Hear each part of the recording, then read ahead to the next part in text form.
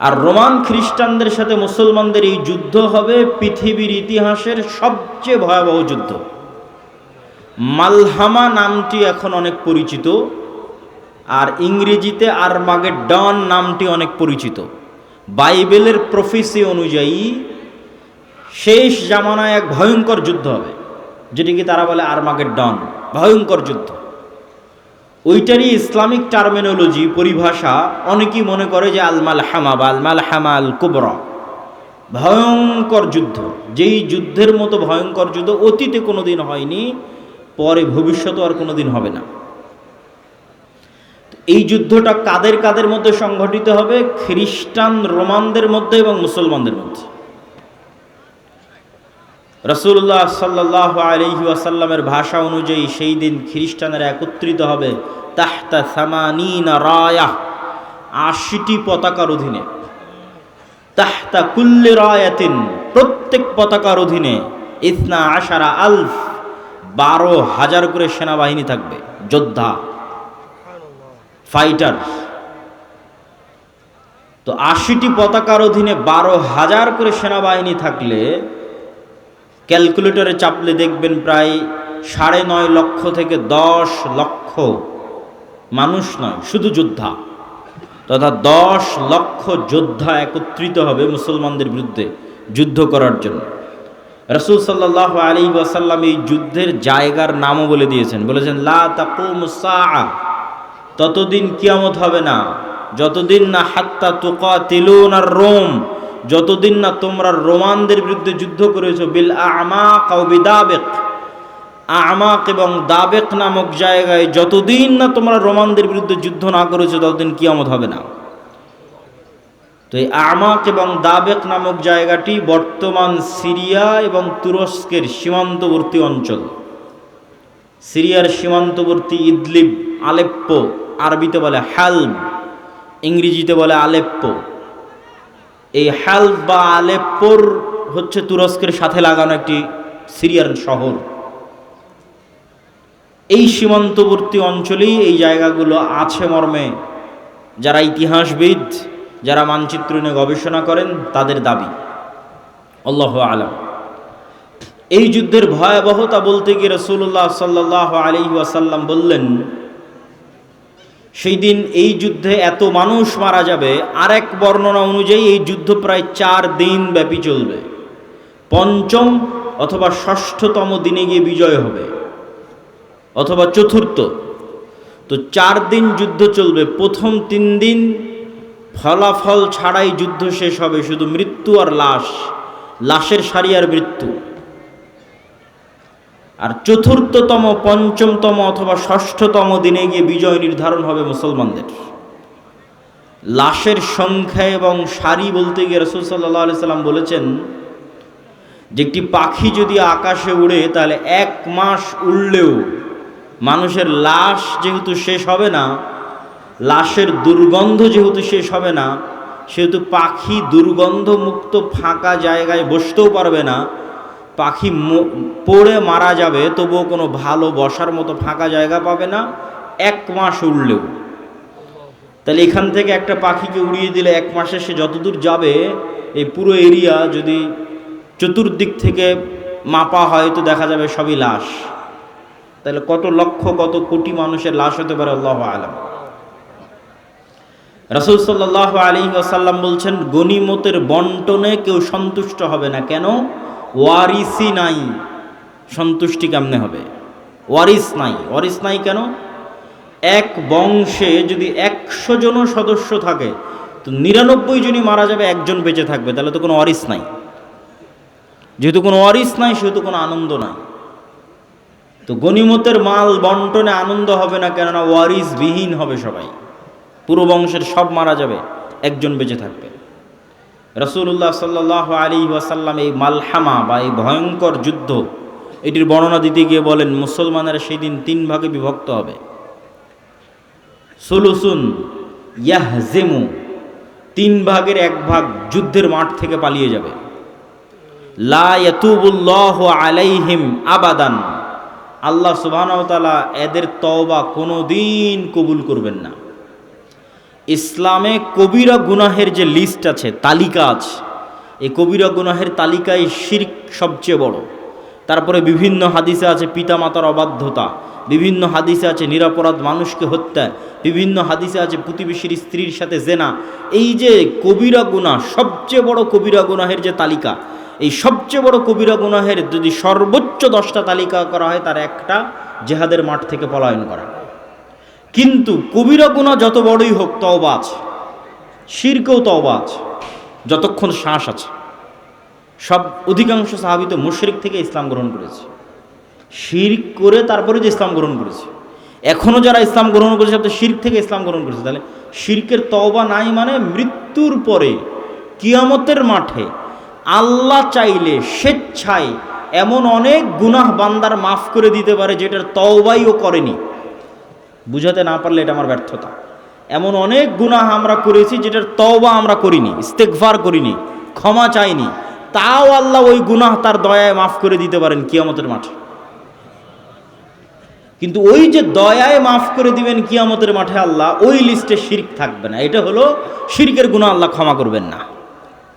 যে বান্দা যদি লাউ আতাইতুম, তুমি যদি আসো বিকরাবিল আরদি খাতায়া, আসমান জমিন পূর্ণ গুনাহ নিয়ে, তাহলে আমি আল্লাহ আসমান জমিন পূর্ণ ক্ষমা নিয়ে উপস্থিত হব। তো এই যে আসমান জমিন পূর্ণ গুনাহের কোনো গুনাহ আপনি জানেন, কোনো গুনাহ ভুলে গেছেন, কোনোটার তওবা করেছেন, কোনোটা করেননি, তাও আল্লাহ দয়া করে মাফ করে দিবে। কিন্তু করবেন না কোনটা? শিরক। কিন্তু যতক্ষণ শ্বাস আছে ততক্ষণ সব গুনাহের ক্ষমা আছে, শিরকেরও ক্ষমা আছে। তো রাসূল সাল্লাল্লাহু আলাইহি ওয়াসাল্লাম বলছেন, যারা ওই যুদ্ধের মাঠ থেকে পলায়ন করবে এদের তওবা কবুল হবে না। 3 ভাগের 1 ভাগ, সুলুসুন, 3 ভাগের 1 ভাগ শহীদ হয়ে যাবে আল্লাহর রাস্তায়। রাসূল সাল্লাল্লাহু আলাইহি ওয়াসাল্লাম বলছেন তারা হচ্ছেন আফজালু শুহাদাইল আরজ, পৃথিবীর সর্বশ্রেষ্ঠ শহীদ। আল্লাহু আকবার। তারপরে বলছেন 3 ভাগের বাকি 1 ভাগ, 1 ভাগ তো পালিয়ে গেল, 1 ভাগ মরে শেষ, আর 1 ভাগ তারা বিজয়ী হবে। এরা বিজয়ী হওয়ার পর এই বিজয়ী দল ইয়াফতাতিহুনাল কুসতুনতুনিয়া, কনস্টান্টিনোপল বিজয় করবে।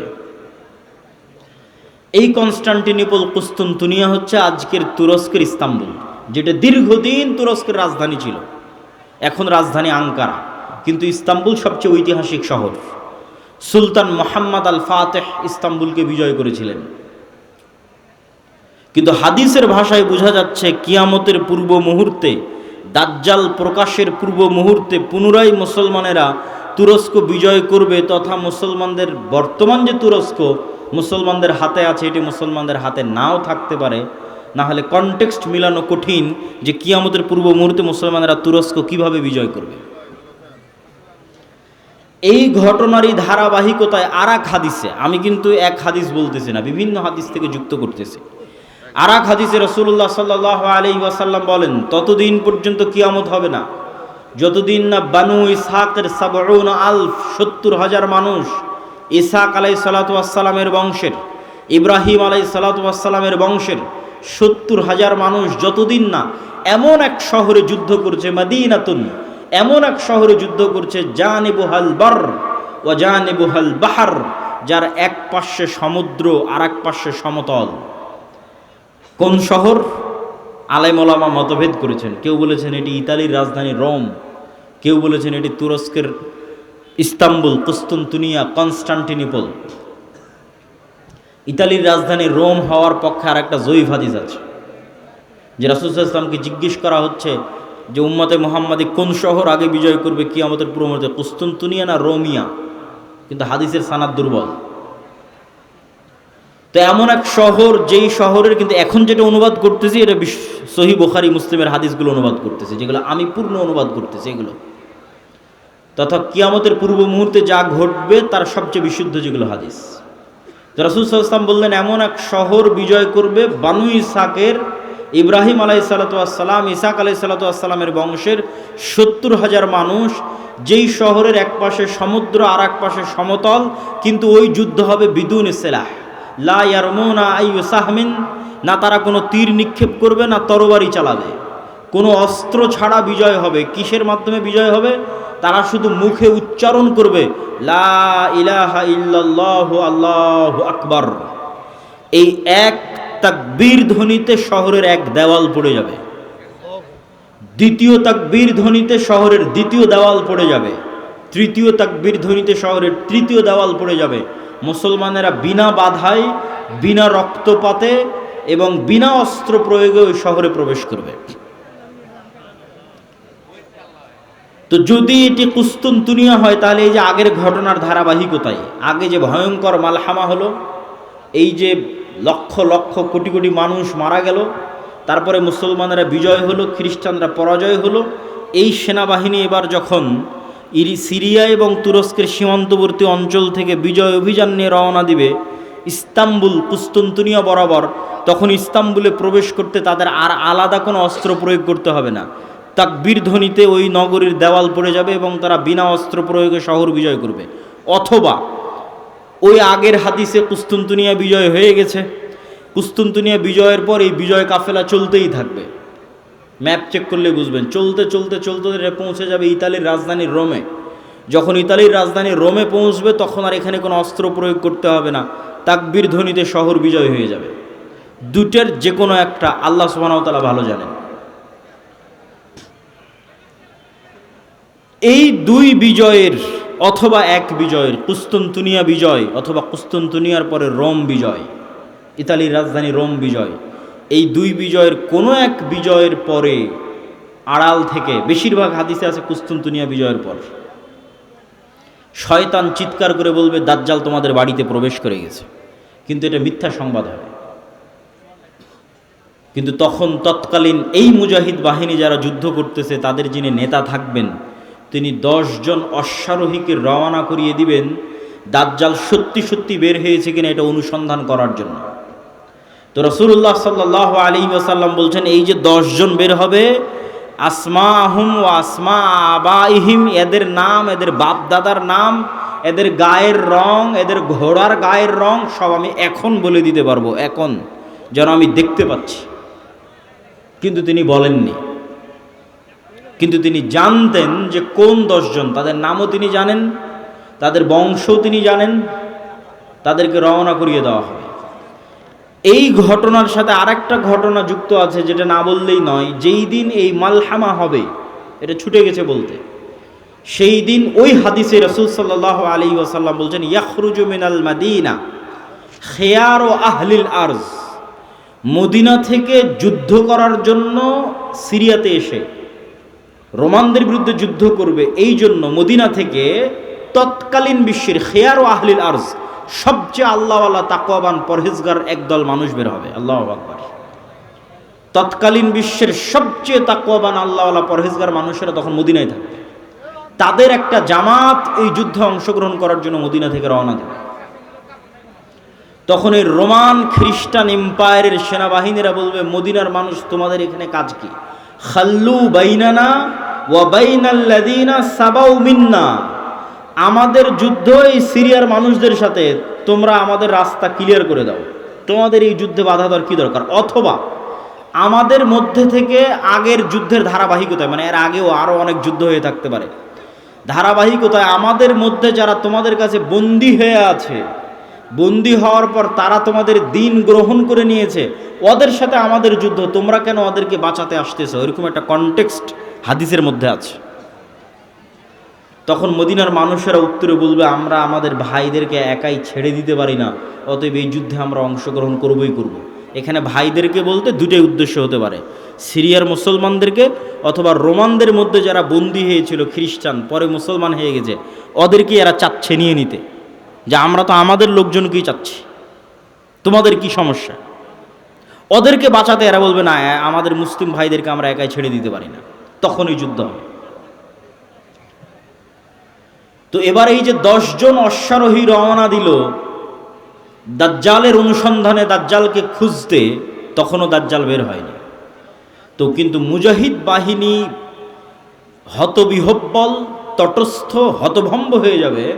কেননা দাজ্জালের ফিতনা পৃথিবীর সবচেয়ে বড় ফিতনা। আদম আলাইহিসসালাতু ওয়াসসালাম যেই ফিতনায় পা দিয়ে জান্নাত থেকে বের হয়ে গেছেন, ওটাও ফিতনা। আল্লাহ বললেন, এই গাছের নিকটে আসিও না, এই গাছের ফল খেও না। খেয়ে নিলেন, তো ফল খেতে নিষেধ করাটা ফিতনা। খেয়ে নিলেন, ফিতনায় পড়ে গেলেন, ফিতনা থেকে বাঁচতে পারলেন না। কাবিল হাবিলকে হত্যা করলো, এটাও ফিতনা। নূহ আলাইহিস সালাতু ওয়াস সালামের কওম আগের যুগের সৎ কর্মশীল পরহেজগার বান্দাদের মূর্তি বানিয়ে পূজা করতে লাগলো, ওটাও ফিতনা। লূত আলাইহিস সালাতু ওয়াস সালামের কওম জেনায় লিপ্ত হয়ে গেল, এটাও ফিতনা। কিন্তু এগুলো একটাও ফিতনা দাজ্জালের ফিতনার মতো বড় নয়, এটা বুঝতে হবে। দাজ্জালের ফিতনা আকবারু ফিতান আলা ওয়াজহিল আরজ। আদম আলাইহিস সালাম যেই ফিতনায় পা দিয়েছেন ওইটার চাইতে, কাবিল যে ফিতনায় পা দিয়েছিল ওইটার চাইতে, নূহ আলাইহিস সালামের কওম যে ফিতনায় পা দিয়েছিল ওইটার চাইতে, আদ সামুদ কওমে লূত তারা যেই ফিতনায় পা দিয়েছিল ওইটার চাইতে সবচেয়ে বড় ফিতনা দাজ্জালের ফিতনা। আর এই ফিতনা মোকাবেলা করবে উম্মতে মুহাম্মাদী, সর্বশ্রেষ্ঠ উম্মত মোকাবেলা করবে পৃথিবীর সবচেয়ে বড় ফিতনার। কেন দাজ্জালের ফিতনা সবচেয়ে ভয়ঙ্কর, এটাও বুঝতে হবে আপনাকে। আমি স্বেচ্ছাসেবক ভাইদের আবারও দৃষ্টি আকর্ষণ করছি যে আমাদের ডানে লোকজনের সংখ্যা বেশি হয়ে যাচ্ছে, পিছনে একটু বসার ব্যবস্থা এবং বামে এখনও ফাঁকা আছে, বামে একটু বসার ব্যবস্থা এবং মানুষজনকে এইদিকেও একটু বসার জন্য উদ্বুদ্ধ করা। প্রিয় উপস্থিতি, কেন দাজ্জালের ফিতনা সবচেয়ে ভয়াবহ? দেখেন, কওমে নূহ আলাইহিস সালামের কওম যখন বড় বড় আল্লাহওয়ালা পীর বুজুর্গ দিনদার মানুষের মূর্তি বানালো, তখন তারাও জানতো যে এই মূর্তির কোনো ক্ষমতা নাই। ইয়া আবাতি লিমা তা'বুদু মা লা তাসমাউ। ইব্রাহিম আলাইহিস সালাম বাপকে বলছে, হে আমার বাপ, এমন মূর্তির কেমনে ইবাদত করো যে শুনতেও পায় না, দেখতেও পায় না। যে মূর্তির ইবাদত করতো অথবা এখনো করে, তাদের সাথে কোরআনের যে তর্ক বিতর্ক, এই তর্ক বিতর্কের মানদণ্ড হচ্ছে তোমরা যেই সমস্ত বাতিল ইলাহের পূজা করো এদের রব হওয়ার ক্ষমতা নাই। রব হওয়ার ক্ষমতা নাই মানে কথা বলার ক্ষমতা নাই, শোনার ক্ষমতা নাই, দেখার ক্ষমতা নাই, সৃষ্টির ক্ষমতা নাই। এরা একটা মাছি বানাতে পারবে না, মশা বানাতে পারবে না, এরা একটা খেজুরের বিচির দানার উপরের যে পাতলা আবরণ থাকে ওটার পর্যন্ত এরা মালিক নয়। তাহলে যে রব নয় ও ইবাদতের যোগ্য কেমনে হয়? রব তো আমি, আসমান জমিন আমি বানিয়েছি, সূর্য চন্দ্র আমি বানিয়েছি, ইবাদত আমার করো, এই দিয়ে কোরআন পরিপূর্ণ। এটা মানুষের বুঝতে সহজ যে এর ক্ষমতা নাই, কেন এর ইবাদত করব। কিন্তু এই কনটেক্সট অচল হয়ে যাবে যখন দাজ্জাল আসবে। কেন দাজ্জাল রব যা যা করতে পারে তার প্রায় সব কিছুই করে দেখাবে। এই জন্য দাজ্জালের ফিতনা সবচেয়ে ভয়াবহ, ভয়ঙ্কর ফিতনা। মা কালী, মা দুর্গা আর শাহজালাল আর শাহপরাণ যাদেরই মানুষ আল্লাহ বাদ দিয়ে ইবাদত করছে, আর ঈসা আলাইহিস সালাতু ওয়াস সালাম আর মারিয়াম আলাইহিস সালাতু ওয়াস সালাম আর যাদেরই ইবাদত করছে, তারা কেউ এখন আপনাকে দেখাতে পারবে না যে আমি আকাশকে আদেশ দিলাম আকাশ বৃষ্টি বর্ষণ করবে, আমি জমিনকে আদেশ দিলাম জমিন ফসল উৎপাদন করবে, জান্নাত দেখালাম জান্নাতে ঢুকে যাও, জাহান্নাম দেখালাম জাহান্নামে ঢুকে যাও, মৃতকে জীবিত করে দিলাম। এই রকম একচ্ছত্র কন্ট্রোল যা একমাত্র রবের থাকে তার কারণ নাই, ফলত ওদেরকে বাতিল ইলাহ প্রমাণ করা সহজ। কিন্তু যখন একজন সত্যি সত্যি এগুলো আপনাকে করে দেখাবে, তখন আপনি ঈমান ধরে রাখতে পারবেন না, অনেকগুলো কারণে।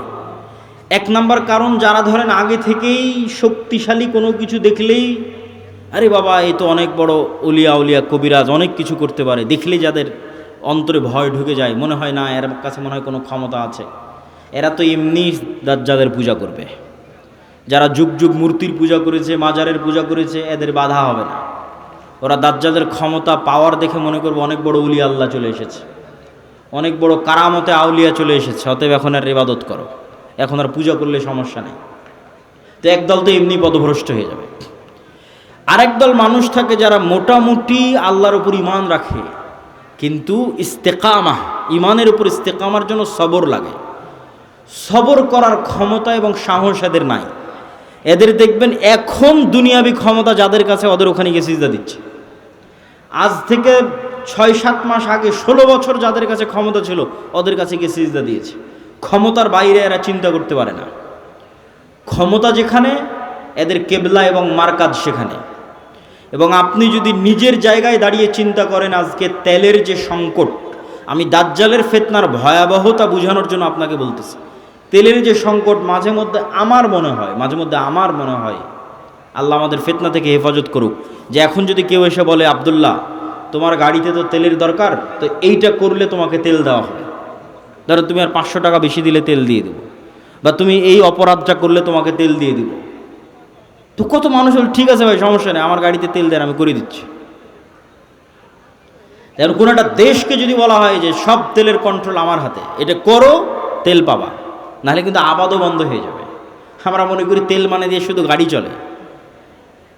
পেট্রোকেমিক্যাল থেকে সকল সার উৎপাদন হয়, সব কোনো সারই আর তৈরি হবে না। তো সার না হলে আপনি চাষ করবেন কি দিয়ে? স্যালো মেশিন স্টার্ট না দিলে পানি তুলবেন কোথায় থেকে? তো তেল মানে শুধু গাড়ি নয়, সবই। এখনকার আধুনিক সভ্যতার সবই তেল। তা আমি তেল দিব না আপনাকে, তা আপনিও বুঝতে পারছেন যে আপনি সবই করে ফেলবেন তেল নেওয়ার জন্য। তো কোরআন এবং হাদিসে তো এর চেয়ে বড়টা বলা আছে, তেলের কথা বলা নাই। সরাসরি আকাশের বৃষ্টির কথা বলা আছে, জমিনের ফসলের কথা বলা আছে ডাইরেক্ট। যে দাজ্জাল ইরাক এবং শাম এই দুই দেশের মধ্যে সীমানা দিয়ে যেতে থাকবে। কোনো এক নগরীর মানুষের কাছে এসে বলবে, এই তোমরা আমার উপর ঈমান আনছো? তারা বলবে, জি জাহাপনা, জি প্রভু, আপনার উপর ঈমান আনলাম। ওদের জন্য দাজ্জাল টাকা পয়সা, ধন দৌলত, রুজি রুটির এত বড় ব্যবস্থা উন্মোচন করে দিবে যে মৌমাছির ঝাঁক যেভাবে মধুর পিছনে ছুটে, ধন সম্পদ টাকা পয়সা ওই শহরের মানুষের পিছনে ওইভাবে ছুটবে।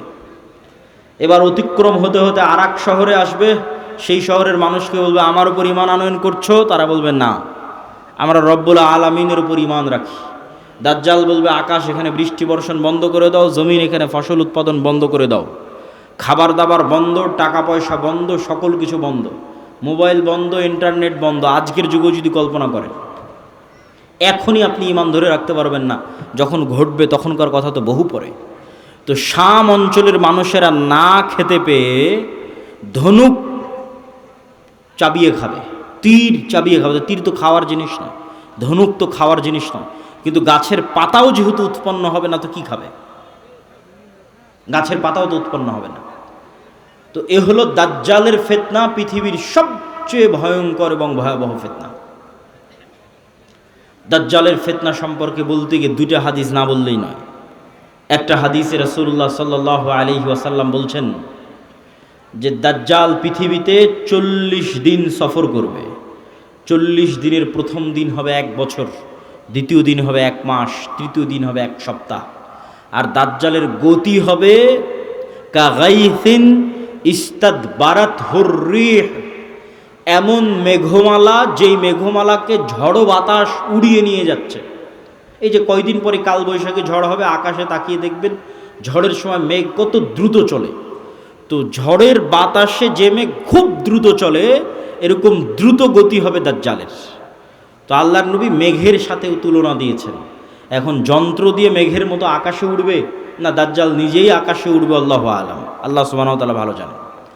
কিন্তু দাজ্জালের আগমনে পৃথিবীতে এত ব্যাপক বৈপ্লবিক পরিবর্তন হবে যে পৃথিবীর দিন 1 বছরের সমান হয়ে যাবে। এটা হঠাৎ করে আল্লাহর আদেশে, কোনো কারণ ছাড়াই আল্লাহ বলবেন দিন এখন তুমি 1 বছরের সমান হও, এরকম নয়। আল্লাহ লাতিফ, প্রত্যেকটা জিনিস ঘটনা পরম্পরায় হয়, মানুষ দেখবে এটা স্বাভাবিক। তথা এই ভূমণ্ডল, নভমণ্ডল, সৌরজগতে এমন বৈপ্লবিক কোনো পরিবর্তন হবে, অথবা এই পৃথিবীতে এমন বৈপ্লবিক কোনো পরিবর্তন হবে, অথবা সূর্য এবং চন্দ্রের বর্তমান ঘূর্ণায়মান প্রক্রিয়ায় এমন বড় বৈপ্লবিক পরিবর্তন হবে যেটা স্বাভাবিক হতে সময় লাগবে। 1 দিন হবে 1 বছর, তারপরের 1 দিন হবে 1 মাস, তারপরের 1 দিন হবে 1 সপ্তাহ, তারপরে স্বাভাবিক। ওইটার আগে কিছু একটা ঘটবে। দাজ্জালের আগমনই ওই রকম ভয়ঙ্কর এবং ব্যতিক্রম হবে। আল্লাহু আলাম সেটা কি হবে। দাজ্জালের বিষয়ে আরেকটি হাদিসে রাসূলুল্লাহ সাল্লাল্লাহু আলাইহি ওয়াসাল্লাম, যেটা তামিম আদ-দারির হাদিস, যারা 30 দিন সমুদ্রে লাইবা বিহিমুল মাউজ শাহরান কামিলান, সমুদ্রের ঝড়ো বাতাস এবং ঢেউ 1 মাস যাবৎ তাদেরকে কোথায় নিয়ে গেছে কোনো কন্ট্রোল ছিল না নৌকার উপর। এক দ্বীপে গিয়ে যখন নৌকা ঠেকলো, তখন দেখছে একটা প্রাণী, জীবজন্তু, জানোয়ার, গরু ছাগল মহিষ যেমন জীবজন্তু জানোয়ার, এরকম জীবজন্তু জানোয়ার, যার মুখ এবং পা সব এত বিশাল লোমে ঢাকা যে কোনটা মুখ আর কোনটা পিছন এটা বোঝা যাচ্ছে না। এই জানোয়ার কথা বলতেছে। তো মানুষ তো কোনোদিন দেখেনি মানুষ ছাড়া আর পৃথিবীর কোনো জীবজন্তু জানোয়ারকে কথা বলতে। তো আরবের ওই মানুষেরা এই জানোয়ারকে কথা বলতে দেখে মনে করেছে এটা জিন, শয়তান, কিন্তু ও কিন্তু জীবজন্তু জানোয়ার। ও বলছে আনাল জাসসাস, আমি গোয়েন্দা, একটা মানুষ তোমাদের সাথে সাক্ষাতের অপেক্ষা করছে, এদিকে যাও। তো তামিম আদ-দারি বলছে আমরা যখন ওই মানুষের কাছে গেলাম, বিশাল দেহের মানুষ, এত বিশাল দেহের মানুষ আগে কোনোদিন কখনো দেখিনি। তো দাজ্জালের বিশাল দেহের হওয়াটা কি ব্যতিক্রম কিছু? ব্যতিক্রম কিছু নয়। আমরা এখন 5 ফিট 5 ইঞ্চি 6 ফুট হয়ে গেছি, কিন্তু আদি পিতা আদম আলাইহিসসালাম তো আর 5 ফিট ছিলেন না। আদম আলাইহিসসালাম ছিলেন 60 দেরা, 60 হাত 60 গজ, 40 মিটার, প্রায় 10 তলা 15 তলার সমান উঁচু। তাহলে এখন যদি আদম আলাইহিসসালাম আমার সামনে উপস্থিত হয়, তাহলে আমি তো আশ্চর্য হয়ে যাবো, কারণ এই বিশাল দেহের মানুষ তো আমি কোনোদিন দেখিনি। তাহলে দাজ্জাল বিশাল দেহের হবে, এটা ব্যতিক্রম নয়, কেননা দাজ্জাল তো আদমেরই সন্তান, মিন উলদে আদম, আদমের সন্তান। তো তার হাত, তার হাঁটু এবং তার কাঁধ এমন শক্ত করে বাঁধা আছে। আমরা তাকে জিজ্ঞেস করলাম তুমি কে? সে বলে আমার পরিচয় তোমরা জানবেই, তোমরা বলো তোমরা কারা। তা আমরা আমাদের পুরো ঘটনা বললাম। এবার দাজ্জাল 4টা প্রশ্ন করেছে। নাখাল বাইসান, আইনে জোগার, বহাইরা তাবারিয়া, নাবিয়ুল উম্মিয়িন। বহাইরা তাবারিয়া, sea of Galilee, lake of Tiberia. নাখলে বাইসান, বাইত শিয়ান। আর আইনে জোগার, স্প্রিং অফ জোয়ার। আর নাবিয়ুল উম্মিয়িন, পড়ালেখা জানে না, লিখতে জানে না, পড়তে জানে না, এমন নবী। আমাদের নবী মুহাম্মদ সাল্লাল্লাহু আলাইহি ওয়াসাল্লাম লিখতেও জানতেন না, পড়তেও জানতেন না। উনি দেখে যে পড়বেন এটা জানতেন না, কোরআন মুখস্থ করেছিলেন। প্রিয় উপস্থিতি, তো দাজ্জাল তাদেরকে এই যে 4টে জিজ্ঞেস করলো, 4টে জিজ্ঞাসার প্রথম 3টে জিজ্ঞাসার সাথে পানি কানেক্টেড আছে, পানি এবং চাষ কানেক্টেড আছে। সি অফ গ্যালিলি, পানির উৎস, বহাইরা তাবারিয়া, ইসরায়েলের সীমানার মধ্যে। এখন এটা ইসরায়েলের সীমানার মধ্যে। বাইবেলের প্রফেসি অনুযায়ী তথা বাইবেলের বর্ণনা অনুযায়ী ঈসা আলাইহিস সালাম যত মুজিজা দেখাতেন সব এই সাগরের আশেপাশে, এই লেক, এই হ্রদ, এই খালের আশেপাশে। তো দাজ্জাল বলছে একদিন এখানে পানি থাকবে না। এখন পানি দাজ্জাল আসার আগেই শেষ হবে সেটা ঠিক না, আসলে না, দাজ্জাল আসার শেষ হবে না। কেন আরাক হাদিসে বলতেছে ইয়াজুজ মাজুজ যখন বের হবে তখন ওরা বহাইরা তাবারিয়ার পানি খেয়ে শেষ করে দিবে, খেয়ে শেষ করে দিয়ে অন্যদিকে আগাবে পানি শেষ করার জন্য। তাহলে পানি যদি দাজ্জাল আসার আগেই শেষ হয়, তাহলে ইয়াজুজ মাজুজ আবার কোথায় পানি পাবে? এটাও তো একটা প্রশ্ন। কিন্তু দাজ্জাল বলছে এখানে একদিন পানি থাকবে না। তার মানে কি ইয়াজুজ মাজুজ এসে শেষ করবে ওইটার ভবিষ্যৎবাণী, না দাজ্জাল আসার আগেই শেষ হবে? মানে অনেকেই দেখি এখন খুঁজে যে বহাইরা তাবারিয়াতে পানি শেষ হচ্ছে কিনা, সেটার জন্য বলতেছে যে পানি যে দাজ্জাল আসার আগেই শেষ হবে এটা মনে করাটা একদম 100% ঠিক এটা বলা যাবে না। কেন আরাক হাদিসে কি বলা হচ্ছে? ইয়াজুজ মাজুজ এসে বহাইরা তাবারিয়ার পানি খেয়ে নেবে। তো বলে এখানে একদিন পানি থাকবে না। 2 নম্বর কি? নাখাল বাইসান, বাইসানের খেজুর বাগান, এটাও ইসরায়েলের একটা বড় শহর, বাইত শিয়ান। বলে এখানে কি মানুষ খেজুর চাষ করে? তো বলে করে। তো বলে এখানে একদিন পানিও থাকবে না, খেজুর চাষের ব্যবস্থাও থাকবে না। তার বলে আইনে জোগার, স্প্রিং অফ জোয়ার, এটার বর্ণনাও বাইবেলে আছে। আগের যেমন বহাইরা তাবারিয়ার বর্ণনাও বাইবেলে আছে, এই আইনে জোগার, স্প্রিং অফ জোয়ার, এটার বর্ণনাও বাইবেলে আছে। কি হিসেবে আছে? লূত আলাইহিস সালাম যেখানে ছিলেন ওই শহরটা যখন আল্লাহ ধ্বংস করে দিলেন, যে লূত আলাইহিস সালামকে যেখানে তিনি আশ্রয় দিলেন সেখানে তার জন্য পানির ব্যবস্থা, অথবা যে জায়গায় তিনি আশ্রয় নিয়েছিলেন সেই জায়গা হচ্ছে স্প্রিং অফ জোয়ার। এই জন্য ওই বহাইরা তাবারিয়ার স্প্রিং অফ জোয়ার, আইনে জোগার, এই দুটেই খ্রিস্টানেরা ব্যাপক হারে দেখতে যায়, ভিজিট করতে যায়। তো এখান থেকে আমাদের জানার বিষয় কি? এই হাদিস থেকে জানার বিষয় হচ্ছে দাজ্জাল প্রশ্ন করেছে একটা নির্দিষ্ট জায়গায়, যার প্রত্যেকটা এরিয়া 30-40 কিলোমিটারের মধ্যে। এই বহাইরা তাবারিয়া বলেন, আইনে জোগার বলেন, নাখাল বাইসান বলেন, এই বগুড়া জেলার মধ্যেই, মানে একটা সেম এরিয়ার মধ্যেই। তথা কিয়ামতের পূর্ব মুহূর্তের ফিতনার বর্ণনাগুলো নিশ্চিতভাবে কিয়ামতের পূর্ব মুহূর্তে যা যা হবে এগুলো মক্কা মদিনার বাইরে, মক্কা মদিনায় হবে না। মক্কা মদিনা ফিতনা মুক্ত থাকবে। কোথায় হবে তাহলে? সিরিয়াতে, শাম, শাম মানে আগে ফিলিস্তিনি বোঝানো হতো, শাম মানে আগে মসজিদে আকসাই বোঝানো হতো। শাম মানে আজকের শাম নয়, তথা মসজিদে আকসা এবং এর আশেপাশের অঞ্চল যেগুলোতে এখন ইসরায়েল, ফিলিস্তিন, জর্ডান, এই যে অঞ্চলগুলো এবং এখনকার যে সিরিয়া, সব কিছু এই অঞ্চলে হবে। দাজ্জালের এই সংক্ষিপ্ত বর্ণনা এবং দাজ্জালের ফিতনার এই সংক্ষিপ্ত বর্ণনার পরে কি হবে? ওই যে মুজাহিদ বাহিনী যারা দাজ্জালের মিথ্যে সংবাদ শুনে এবার দেমাশকে ফিরে আসবে, যুদ্ধ বিজয় অভিযান বাদ, কেন এটা ভয়ঙ্কর ফিতনা। এই ভয়ে দাজ্জাল আসলে বের হয়েছে কিনা, যুদ্ধ বাদ দিয়ে সবাই ফিরে আসবে তাদের যেটা সেন্টার, তাদের সেন্টার দামেস্ক। যুদ্ধ যদি রোম পর্যন্ত গিয়ে থাকে, ইতালির রাজধানী, ওখান থেকেও ফিরে দামেস্কে আসবে। যদি তুরস্কের রাজধানী ইস্তাম্বুল পর্যন্ত গিয়ে থাকে, ওখান থেকে ফিরে দামেস্কে আসবে।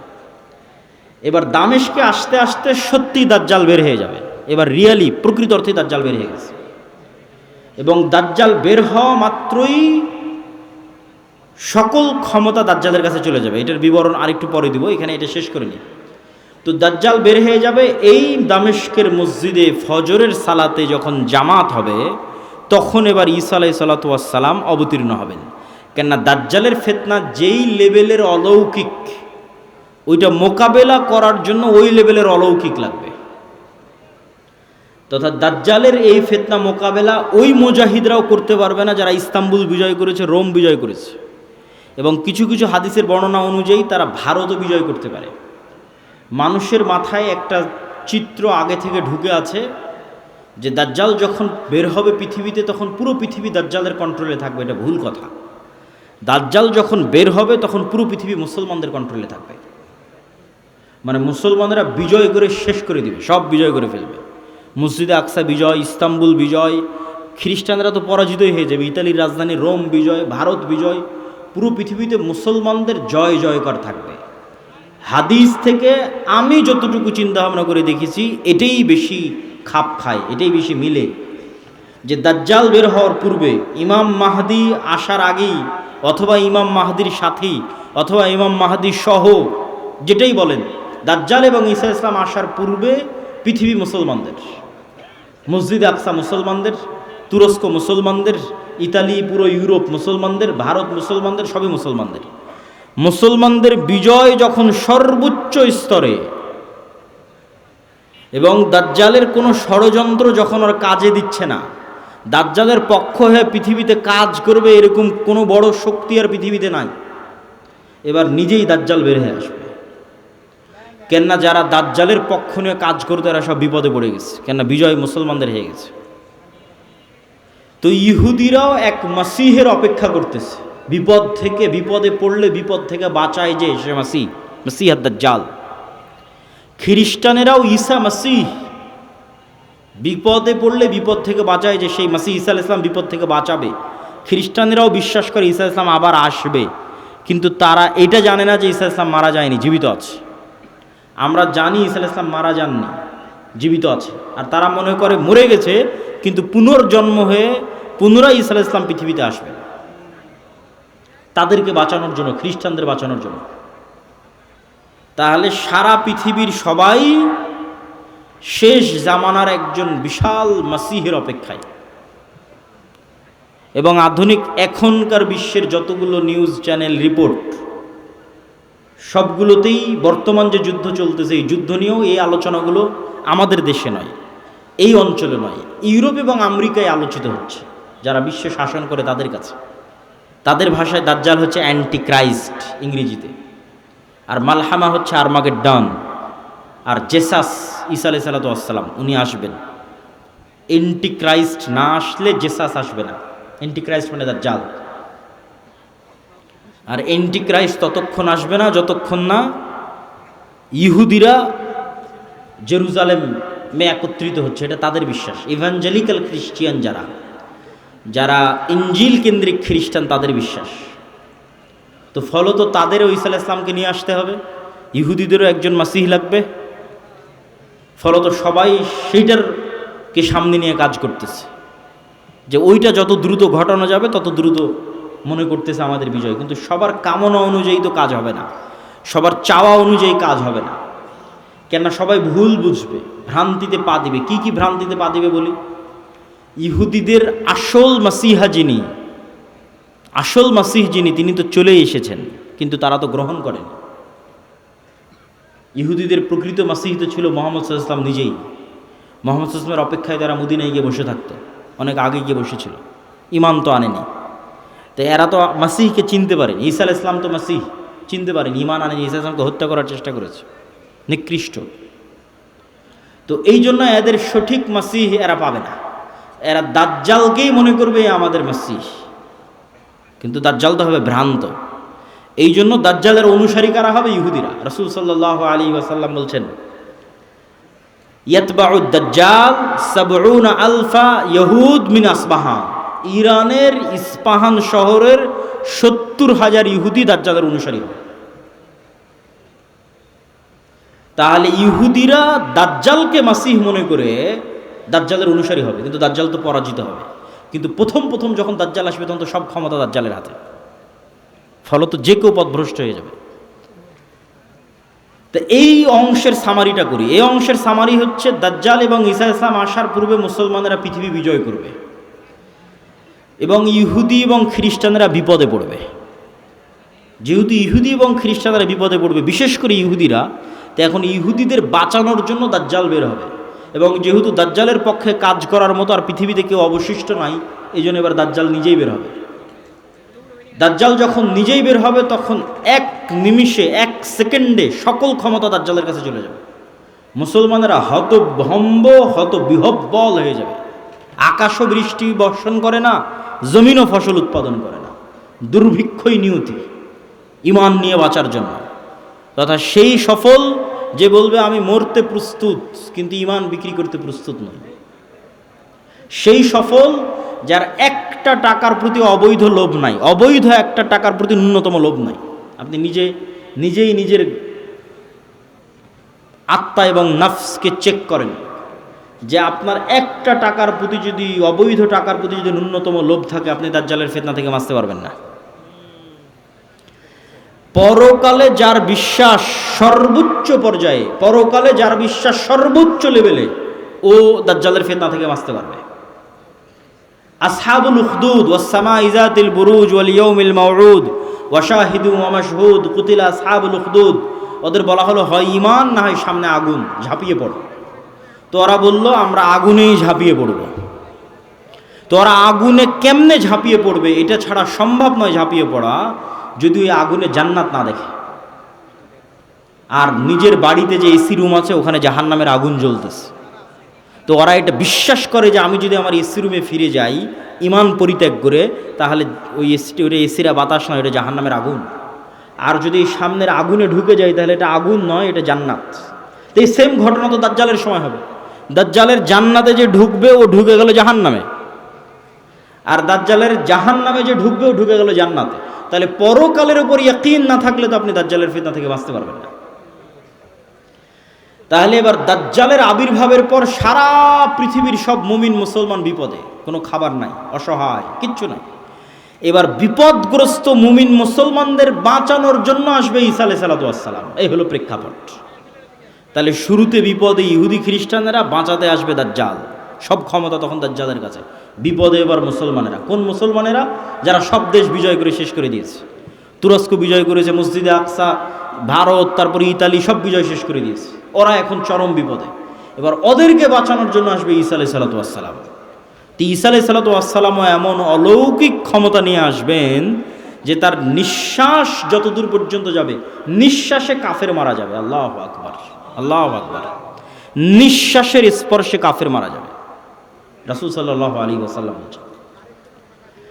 আর ঈসা আলাইহিস সালামের অলৌকিকত্ব এত টপ লেভেলের হবে যে দাজ্জালকে আলাদা করে হত্যা করা লাগবে না। দাজ্জাল যদি শুধু দেখে ঈসা আলাইহিস সালামের দিকে, ইয়াজুবু কামা ইয়াজুবুল মা, পানিতে লবণ দিলে যেভাবে গলে যায় সেভাবে গলে যাবে, ছেড়ে দিলে গলেই মারা যাবে। কিন্তু ঈসা আলাইহিস সালাম ছাড়বেন না, নিজে হাতে হত্যা করবেন।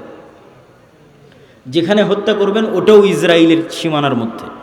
ইসরায়েলের বর্তমান রাজধানী তেল আবিব থেকে অতি নিকটে বাবে লুদ নামক জায়গায় দাজ্জালকে ঈসা আলাইহিস সালাম হত্যা করবেন।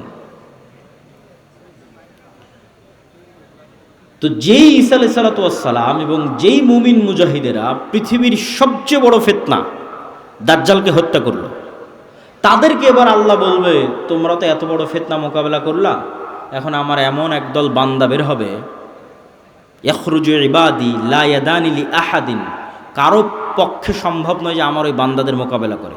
ঈসা আলাইহিস সালাম এত বড় নবী, তিনি পৃথিবীর সবচেয়ে বড় ফিতনা দাজ্জালকে হত্যা করলেন, তাকে আল্লাহ বলছে তুমিও পারবা না এখন যারা বের হবে। অতএব মুমিন মুজাহিদদের নিয়ে তুমি তুর পাহাড়ে আশ্রয় নাও। তাহলে ঘটনার ক্ষেত্রগুলো দেখেন, তুরস্ক এবং সিরিয়ার সীমান্তবর্তী অঞ্চল, সিরিয়ার রাজধানী দামেস্ক, মসজিদে আকসা, বাবে লুদ যেখানে দাজ্জালকে হত্যা করা হলো, তুর পাহাড়, এই এরিয়াগুলোতে এই ঘটনাগুলো ঘটতেছে। শেষ সময়ের ঘটনা এখানেই ঘটবে, শামে ঘটবে। তো তুর পাহাড়ে আশ্রয় নেওয়ার পর কারা বের হবে? ইয়াজুজ আর মাজুজ। ইয়াজুজ মাজুজের সংখ্যা কত বেশি? একটা সহিহ হাদিস বলবো আর একটা জয়ীফ হাদিস। সহিহ হাদিসে রাসূলুল্লাহ সাল্লাল্লাহু আলাইহি ওয়াসাল্লাম বললেন যে আদম আলাইহিস সালাতু ওয়াস সালামের পিঠ থেকে আল্লাহ মানুষকে বের করলেন, আদমের সকল সন্তানকে বের করে বলা হচ্ছে প্রতি 1000-এ একজন জান্নাতে, 999 জন জাহান্নামে। এই হাদিস রাসূল সাল্লাল্লাহু আলাইহি ওয়াসাল্লাম সাহাবীদের শোনাচ্ছে। তো প্রতি 1000-এ 999 জন জাহান্নামে, এটা শুনে সাহাবীদের মাথা নষ্ট, যে তাহলে তো আমরা সবাই জাহান্নামে। আদম সন্তানের 1000-এর 999 জন যদি জাহান্নামে যায় প্রতি 1000-এ, তাহলে তো আমরা সবাই জাহান্নামে। তখন মুহাম্মদ সাল্লাল্লাহু আলাইহি ওয়াসাল্লাম সাহাবীদের বলতেছে হতাশ হয়েও না, এই 999 জনের বেশিরভাগই ইয়াজুজ মাজুজ। এই 999 জনের বেশিরভাগই ইয়াজুজ মাজুজ। তো কতজন জাহান্নামে যাবে ইয়াজুজ মাজুজের বাইরে স্বাভাবিক মানুষের মধ্যে থেকে, এটা তো আমরা জানি না। তো এই জন্য নির্ধারিত করে বলা মুশকিল, কিন্তু এতটুকু অন্তত বোঝা যায়, আইডিয়া করা যায় যে আদম আলাইহিস সালাতু ওয়াস সালাম থেকে নিয়ে কিয়ামত পর্যন্ত যত মানুষ আসবে তাদের কয়েক শত গুণ হচ্ছে ইয়াজুজ মাজুজ। এই হাদিস থেকে অন্তত এতটুকু বোঝা যায় যে আদম থেকে নিয়ে কিয়ামত পর্যন্ত যত মানুষ আমরা হব, এত মানুষের কয়েক শতগুণ হচ্ছে ইয়াজুজ মাজুজ।